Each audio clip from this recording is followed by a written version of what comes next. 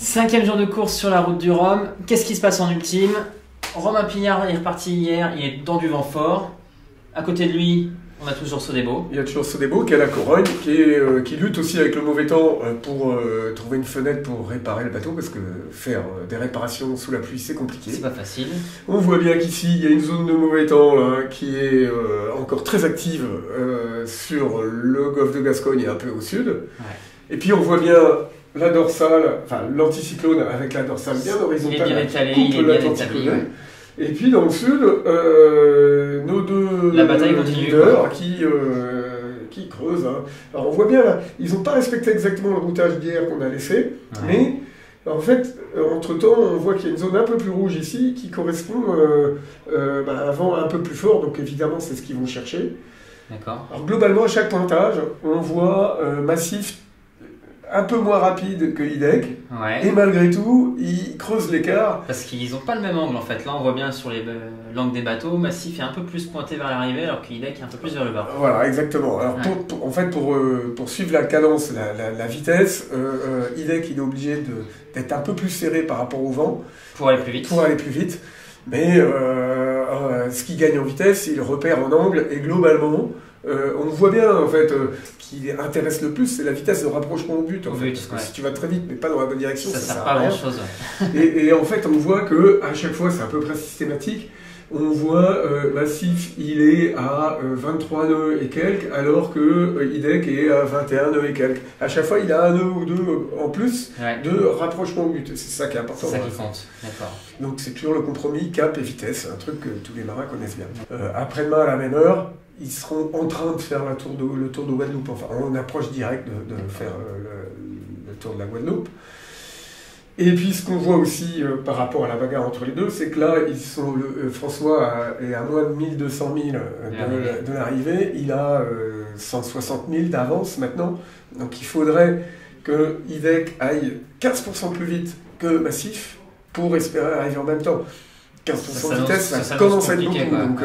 Donc voilà, je pense que François continue d'aller vite, mais il doit aussi commencer à jauger un peu et se dire ça commence à être pas mal. Très probablement à avoir une notion de gestion de course qui va rentrer en ligne de compte. On lui demandera à l'arrivée. En multi 50, qu'est-ce qui se passe? On a vu qu'il y avait deux groupes. Il y avait le groupe au nord qui était toujours dans du vent fort, et là ils ont des petits soucis apparemment. Ouais, alors là où le groupe de nord devait être ou ici ou là, en fait, ils font tous un peu demi-tour. On a su que Thibaut a arraché son rail de grand voile sur le mât. On sait que Erwan Leroux a des problèmes de pilote. On n'a pas trop plus de détails que ça. On sait que Gilles Lamiré a perdu un poste de barre. Enfin bon, c'est compliqué. Donc escale technique aux Açores. Donc là, c'est compliqué pour le groupe du Nord où les bateaux sont manifestement fatigués de tout ce qu'ils ont rencontré là, depuis le départ de la course.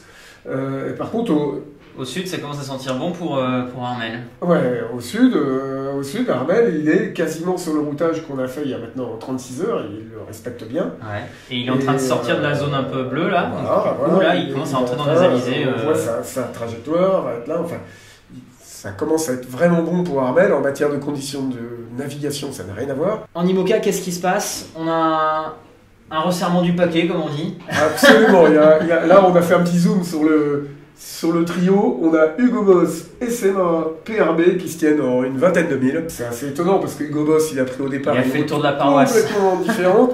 Je pense qu'il s'est aperçu que ça passait difficilement au nord. Il a réagi suffisamment tôt pour réussir à traverser la dorsale sans trop perte. Et il se aligne pile devant SMA. Juste devant SMA. Hier, on le voyait croiser derrière. En fait, il croise devant, mais tout ça se joue à vraiment pas grand-chose. Il y a Yann Eliès avec Ucar qui est en embuscade derrière. Maintenant, ça va se jouer sur la vitesse des bateaux. Parce qu'ils vont faire à peu près la même trajectoire, ça va être au plus rapide. Et là, on a quand même 3 foilers et SMA n'a pas de foil. Donc on verra ce qui va se passer. Si on regarde le reste de la flotte, qu'est-ce qu'on voit, Yves? On voit qu'il y a un petit paquet qui malheureusement ne peut faire que suivre les leaders pour l'instant. C'est difficile, hein. Les leaders, ils sont du bon côté de la dorsale. Les 4 là, on voit que leur route est lente, hein. Et puis là ça va être lent. Ça bute dans ça va être dur. Alors il y en a un qui décide de repiquer au nord. De retourner au charbon, c'est Boris Herman, qui lui vient de virer et elle va sur une route là, au nord d'Anticyclone. Il joue la carte qu'il a à jouer. Quoi. Alors ça va être super intéressant. Demain, on va avoir un bateau qui va se retrouver là, de l'autre côté des Açores, un autre qui va se retrouver au sud. On va avoir un écart énorme en latéral. Ça va être vraiment intéressant de voir ce qui peut se passer. On n'a toujours pas été voir les classes 40, donc on va aller voir un peu à quoi ça ressemble, parce qu'il y avait quand même 53 bateaux, et là c'est un peu le chantier quand même. Il y en a plein qui se sont arrêtés en Bretagne, il y en a qui s'arrêtent en Espagne. Là, qu'est-ce qui se passe là? Il y en a encore qui luttent, hein, c'est encore très rouge. Hein. Il y a ces bastons. C'est la troisième qui leur passe dessus. Sur la totalité de l'Atlantique, ces bastons. Il y a du vent, de la mer, c'est dur. Là, le groupe derrière, ils sont encore en train de lutter. Et puis on voit qu'il y a des trajectoires qui sont dans tous les sens. 5 jours qu'ils sont trempés, encirés et tout. Tout est trempé, tout est décroché, tout. Ça va vraiment être dur. Ouais. Malgré tout, il y a un groupe là, de leaders qui sont les plus entraînés, souvent sur les bateaux les plus récents. Enfin, ça correspond quand même à. Il y a une dizaine de bateaux, comme tu disais, qui est vraiment encore dans le match. Quoi. Dans le match, et puis qui sortent du mauvais temps. Et on voit le premier, Johan Richon sur Vidol, qui, voilà, sa route qui suit à peu près, il va traverser la dorsale, qui va se combler un petit peu le temps qu'il arrive, et il va choper les alizés, dans les jours à venir.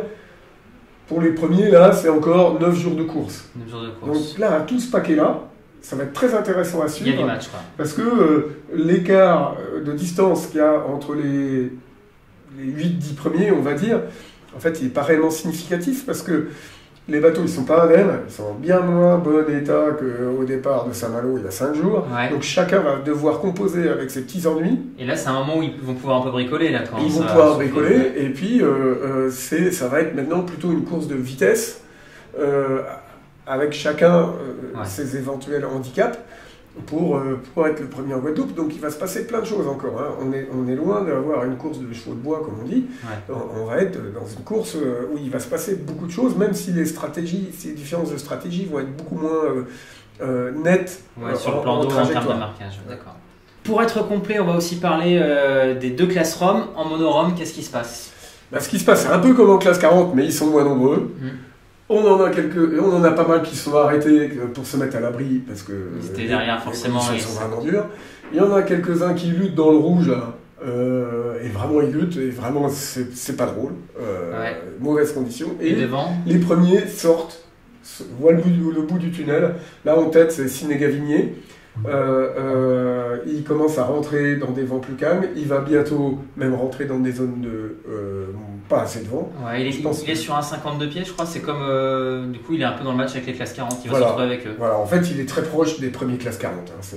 C'est à peu près la même position. Et puis là, il va pouvoir souffler un peu, faire sécher tout ça. Enfin, ça va faire du bien, je pense. Enfin, la classe Rome multi qui regroupe plein de multicoques.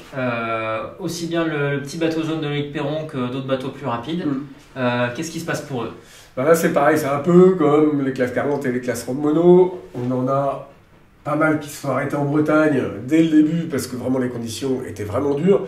Le problème, c'est que la fenêtre n'arrive pas. Les dépressions s'enchaînent les unes après les autres. Ouais. Il y a énormément de mer dans cette zone-là, donc ça ne donne pas envie de repartir. Je ne sais pas ce qu'ils vont faire. Ouais. Il y en a certains qui se sont arrêtés sur l'Espagne avec différentes fortunes de mer, certains vont repartir, d'autres non.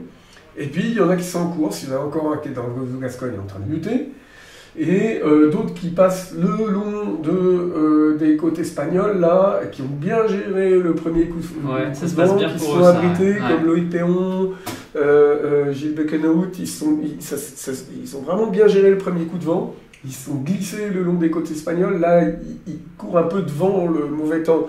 Ils vont arriver à échapper au plus gros. Et pour l'instant, je pense que c'est leur objectif essentiel, c'est d'échapper au mauvais temps. Ouais. Le reste, on verra après. Olmix, là, qui mène la danse.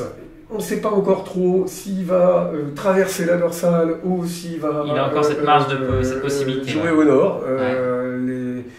Les prochains jours sont vraiment intéressants. On a Jean-François Lutti, qui était en multi 50 auparavant et qui maintenant court en classe Rome, qui fait une super course. Hein. Vraiment, il a bien géré et qui là, clairement, lui, va aller au sud. Ce qui est probablement un calcul assez malin de même rallonger la route, mais quand même d'aller dans des conditions beaucoup plus maniable. Et puis Loïc Perron qui fait une super course, on sent qu'il y a de la maîtrise et on est tous ravis. Bon, et ben à demain les amis, on vous fera un petit point demain sur les alizés et sur peut-être les grains. Peut-être sur la fin du parcours.